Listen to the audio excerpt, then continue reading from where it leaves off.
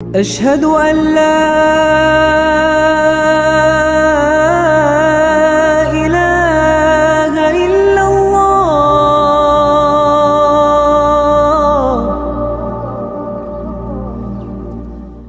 আসসালামু আলাইকুম ওয়া রাহমাতুল্লাহি ওয়া বারাকাতুহু। সম্মানিত শিক্ষার্থীবৃন্দ, ইসলাম এন্ড লাইফের সাথে এই জার্নিতে সালাতক অর্থময় শিরোনামের সপ্তম দর্শে এখন এবার আমরা শিখব সূরা নাসরের বিশুদ্ধ উচ্চারণ, তর্জমা এবং সংক্ষিপ্ত তাফসীর।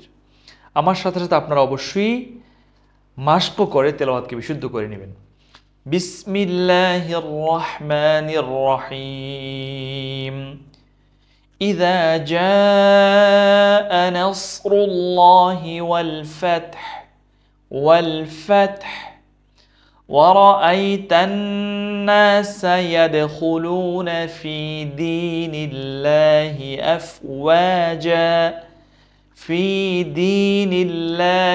أفواجا فسبح بحمد ربك واستغفره ইন্নাহু কানা তাওয়াবা। সাদাকাল্লাহু মাওলানাল আযীম। এবার আসুন আমরা এই সূরার শাব্দিক তর্জমা জানব। ইদা, যখন, মানে অতি অবশ্যই যেটা হয়েছে নির্দিষ্ট সময়জ্ঞাপক। জাআ নাসরুল্লাহি ওয়াল ফাতহ, আসবে আল্লাহর সাহায্য এবং বিজয়। ওয়া রাআইতান নাসা, আপনি তখন দেখবেন লোকেদেরকে, ইয়াদখুলুনা, তারা প্রবেশ করছে, ফি দীনিল্লাহ, আল্লাহর ধর্মে, আল্লাহর দ্বীনে, ইসলামে, আফওয়াজা, দলে দলে, দলে দলে, গোত্র গোত্রের পর গোত্র, এভাবে তারা ইসলামে প্রবেশ করছে। ফাসাব্বিহ বিহামদি রাব্বিকা ওয়াস্তাগফির, সুতরাং আপনি তখন গুণগান করুন আপনার রবের। ওয়াস্তাগফিরহু, আল ইস্তিগফার মানে হচ্ছে ক্ষমা প্রার্থনা করা।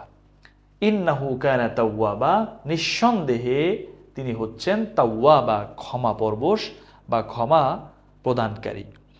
এবার আসুন, এই সূরাটির অর্থ হচ্ছে আন-নাসর, মানে হচ্ছে সাহায্যের সূরা, বিজয়ের সূরা। এটি মদিনা অবতীর্ণ হয়েছে নিঃসন্দেহে, এবং পবিত্র কোরআনের 110 নম্বর সূরা এটি। এখানে আলোচনা করা হয়েছে মক্কা বিজয়ের পর আরবের বিভিন্ন দিক দিগন্ত থেকে বিভিন্ন গোত্রীয় প্রতিনিধি দল এসে একে একে মুসলমান হয়ে যাচ্ছিল, তাদের সেই বিজয়ের গাথা বর্ণনা করা হয়েছে। এবং এরপরে নবী করিম সাল্লাল্লাহু আলাইহি ওয়াসাল্লামের মৃত্যুর সময় কাছাকাছি চলে এসেছে, সেদিকে ইঙ্গিত করা হয়েছে, যার ফলে নবীজিকে বলা হয়েছে আপনি এখন আপনার রবের গুণগানে মেতে উঠুন এবং আপনি ইস্তেগফার করুন। তো এখানে নবী করিম সাল্লাল্লাহু আলাইহি ওয়াসাল্লামের মৃত্যুর এক হচ্ছে বিষাদময় বার্তাও এখানে বহন করা হয়েছে এই সূরাতে। শানে নুজুলটা কী ছিল বা প্রেক্ষাপট কী ছিল এই সূরা অবতীর্ণ হবার? দেখুন, সূরাটি মদিনা অবতীর্ণ হয়েছে। এই সূরায় মানুষ দলে দলে ইসলাম গ্রহণ করার সুখবর প্রদান করা হয়েছে, মুসলমানদের বিজয়ের ঘোষণা প্রদান করা হয়েছে। মক্কা বিজয়টা ছিল মুসলমানদের বিজয়ের অন্যতম একটি বিজয়। ইসলাম ও মুসলমানদের প্রতি আল্লাহর পক্ষ থেকে নুসরত ও সহযোগিতার বর্ণনা হয়েছে এই সূরায়, তাই এর নামকরণ করা হয়েছে আন-নাসর বা সহযোগিতা, সাহায্যের সূরা। এই সূরায় রাসূলুল্লাহ সাল্লাল্লাহু আলাইহি ওয়াসাল্লামের ওফাত বা তার মৃত্যুর বিষয়টিও বিবৃত হয়েছে। হযরত আব্দুল্লাহ ইবনে আব্বাস রাদিয়াল্লাহু তাআলা একবার ওবায়দুল্লাহ ইবনে উতবা রাদিয়াল্লাহু তাআলাকে জিজ্ঞেস করলেন, তুমি কি জানো সর্বশেষ নাজিলকৃত সূরা কোনটি? তিনি বললেন সূরা নাসর। বলেন, ঠিক বলেছ, এই সূরাটা সর্বশেষ নাজিল হয়েছিল, এরপরে আলাদা করে একটি সূরা আর নাজিল হয়নি কখনো। দেখেন, এবার আমরা তাফসিরে প্রবেশ করব। ইদা জাআ নাসরুল্লাহি ওয়াল ফাতহ, নাসর শব্দের অর্থ হচ্ছে অনুগ্রহ। নুসরত আমরা অনেকে নাম রেখে থাকি, মানে হচ্ছে সাহায্য, অনুগ্রহ, অনুকম্পা। আল ফাতাহ, ফাতাহ শব্দের অর্থ হচ্ছে বিজয়।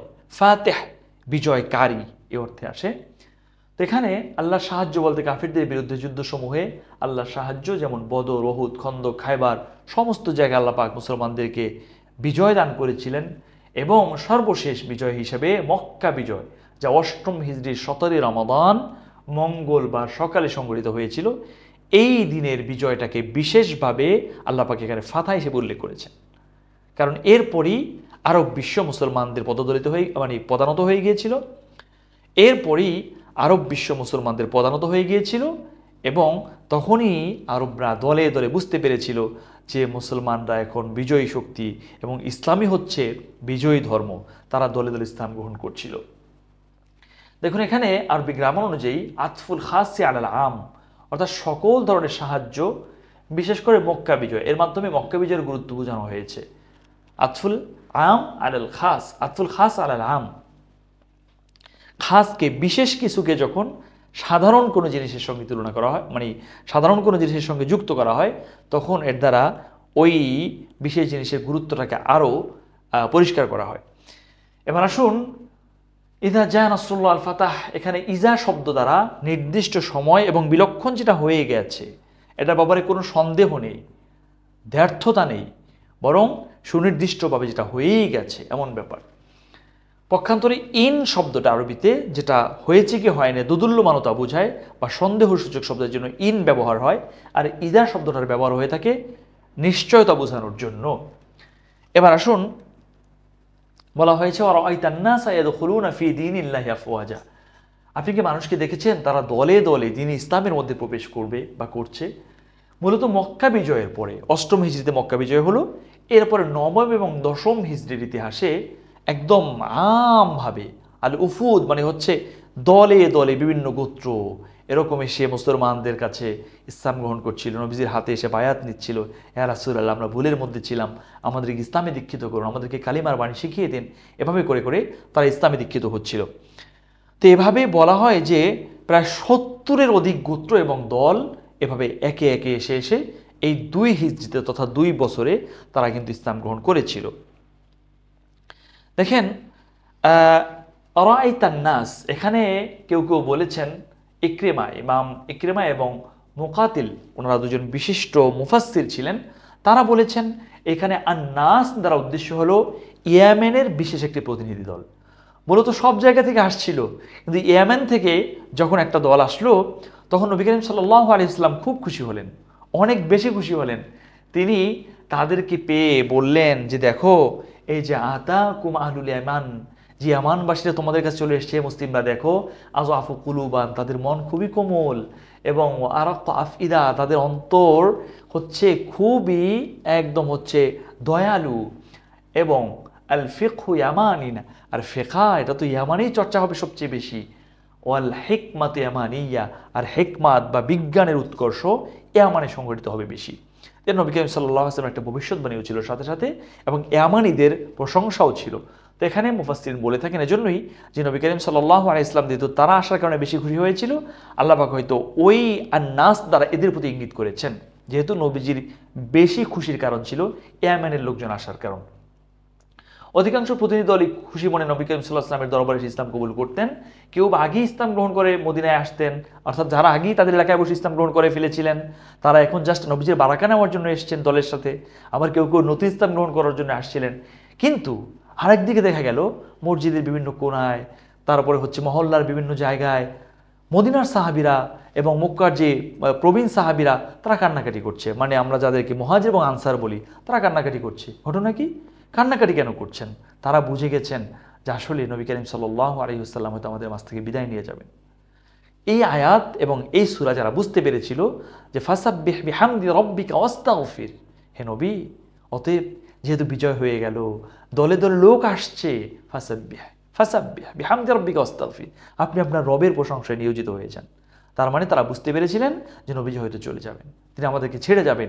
এই বিয়োগ ব্যথার এবং বিরহ ব্যথায় আগে থেকেই তাদের চোখে কান্না এবং তাদের বুক ফাটা আর্তনাদ তখন মদিনার বিভিন্ন জায়গায় দেখা গিয়েছিল। তো যাই হোক, এভাবে আল্লাহ সুবহানাহু ওয়া তাআলা এই আয়াতের মাধ্যমে নবী করিম সাল্লাল্লাহু আলাইহি ওয়াসাল্লামকে তার হামদ এবং সানা পড়ার নির্দেশ করেছেন। এবং এখানে বিশেষ একটা লক্ষণীয় ব্যাপার হলো নবীজিকে ইস্তেগফারও করতে বলেছেন। আচ্ছা, নবীজি ইস্তেগফার কেন করবেন? তিনি তো গুনাহগার ছিলেন না। তিনি কোনো ধরনের ভুল যদি করেও থাকতেন, কোনো অনুত্তম কাজ যদি করেও থাকতেন, তাও তো আল্লাহ সুবহানাহু ওয়া তাআলা মাফ করে দিয়েছেন। তারপরও কেন তাকে ইস্তেগফারের কথা বললেন? নবী করিম সাল্লাল্লাহু আলাইহি ওয়াসাল্লামকে তখন সাহাবায়ে কেরাম জিজ্ঞেস করলেন, এ রাসূলুল্লাহ, আপনার তো কোনো ভুল নেই, আপনার তো কোনো গুনাহ নেই, তাহলে আপনি কেন হচ্ছে ইস্তেগফার করবেন? নবীজি তখন বললেন, আফালা আকুনা আবদান শাকুরা, আমি কি আমার রবের শুকরগুজার বান্দা হব না? আমি কি আমার রবের কৃতজ্ঞ বান্দা হব না? ইস্তেগফার তো কৃতজ্ঞ বান্দাদের নিদর্শন, আর আমি তো আল্লাহর সবচেয়ে বড় বান্দা। আমি আল্লাহর আব্দ হতে পছন্দ করি। দেখুন সূরা বনী ইসরাঈলের মধ্যে আল্লাহ পাক নবী করিম সাল্লাল্লাহু আলাইহি ওয়াসাল্লামকে বলেছেন সুবহানাল্লাযী আসরা বিআবদি, আব্দুন, নবী করিম সাল্লাল্লাহু আলাইহি ওয়াসাল্লামকে আব্দ বলা হয়েছে। আর নবীজিও আব্দ হিসাবে নিজেকে প্রকাশ করতে, প্রমাণ করতে স্বাচ্ছন্দ্য বোধ করতেন এবং এজন্য তিনি চেষ্টা করতেন। এজন্য নবী করিম সাল্লাল্লাহু আলাইহি ওয়াসাল্লামের গুনাহ না থাকা সত্ত্বেও তিনি ইস্তেগফার করেছেন। কেউ যদি মনে করে থাকেন নবীজি ভুল করেছেন সেজন্য ইস্তেগফার করতে বলেছেন, আপনি ভুল করছেন, আপনি ভুল করছেন। আপনার আকীদা শুধরানো দরকার। নবীজির কোনো গুনাহ ছিল না, কোনো ভুল ছিল না। আল্লাহ সুবহানাহু ওয়া তাআলা তাকে এই নির্দেশনার মাধ্যমে উম্মাহকে শিখিয়েছেন যে হে উম্মাহ, তোমার নবীকে যখন ইস্তেগফার করতে বলছি, তোমার তাহলে ইস্তেগফারের কত বেশি প্রয়োজন। সুতরাং আল্লাহ পাক তো নবীজির মাধ্যমে আমাদের কাছে সমস্ত হুকুম পাঠিয়েছেন, এভাবেই তো সব জায়গায় তাকে খেতাব করেই বলেছেন। অতএব ইস্তেগফার মানে যে তিনিই নির্দিষ্টভাবে তা নয়, এর মাধ্যমে একদম উম্মাহ শেষ প্রজন্ম পর্যন্ত আল্লাহ সুবহানাহু ওয়া তাআলা ইস্তেগফারের আদেশ আমাদেরকে করছেন। সুতরাং আপনি যদি নবীজির ভুল আছে এই নিয়ে চর্চা করেন বা নবীজি ভুল করেছেন এটা যদি আপনার মধ্যে জেগে বসে থাকে, তাহলে আপনাকে এই আকীদা শুধরানো দরকার। ইস্তেগফার আমরা কিভাবে পড়ব? দেখুন, ইস্তেগফার একটা দারুণ জিনিস। ইস্তেগফার একটা দারুণ জিনিস। হাদিসের মধ্যে নবী করিম সাল্লাল্লাহু আলাইহি ওয়াসাল্লাম বলেছেন, কুল্লু বানি আদম খাত্তাউন, প্রত্যেক আদম সন্তান তথা প্রত্যেক মানুষই গুনাহগার, ভুলকারী। খয়রুল খাত্তাইনা তাওয়াবুন, আর প্রত্যেক ভুলকারী বা গুনাহগারদের মধ্যে উত্তম ব্যক্তি হচ্ছে যারা তওবা করে নেয়। সুতরাং তওবা করাটা হচ্ছে উত্তম মানুষের খাসলাত। ভুল করে সেখানে গো ধরে বসে থাকা নয়। দেখুন, এক হাদিসে এসেছেন মহানবী সাল্লাল্লাহু আলাইহি ওয়াসাল্লাম দৈনিক 100 বার তওবা ইস্তেগফার করতেন। ইয়া আল্লাহ, ইয়া আল্লাহ, ইয়া লাল আজাব। যার কোনো গুনাহ ছিল না, যার জন্য জান্নাত অবধারিত, সেই নবীজি যদি দৈনিক 100 বার ইস্তেগফার করতেন, আপনার আমার তাহলে কত বেশি করা উচিত। এখান থেকে এই শিক্ষা অবশ্যই আমাদের গ্রহণ করা লাগবে। যেখানে আমরা কিভাবে ইস্তেগফার করব, নবীজি যেভাবে পড়তেন, আস্তাগফিরুল্লাহাল্লাযী লা ইলাহা ইল্লা হুয়াল হাইয়ুল কাইয়্যুম ওয়া আতুবু ইলাইহি, যে আমি আল্লাহর নিকট ক্ষমা প্রার্থনা করছি, যিনি ব্যতীত কোনো উপাস্য নেই, যিনি চিরঞ্জীব ও বিশ্ব চরাচরের ধারক, এবং আমি তার দিকেই ফিরে যাচ্ছি। তওবা মানে হচ্ছে ফিরে যাওয়া, অর্থাৎ আমি ভুল পথে ছিলাম, আমি আল্লাহর দিকে ফিরে আসছি, আমি সত্যের দিকে ফিরে আসছি। এভাবে আমরা যদি ইস্তেগফার করতে পারি, ইনশাআল্লাহ আমাদের জীবনের প্রতিটি গুনাহ ক্ষমা হয়ে হয়ে আল্লাহর কাছে আমরা একদম সদ্য ভূমিষ্ঠ বাচ্চার মতো আল্লাহর সঙ্গে আমরা দিদার করতে পারবো।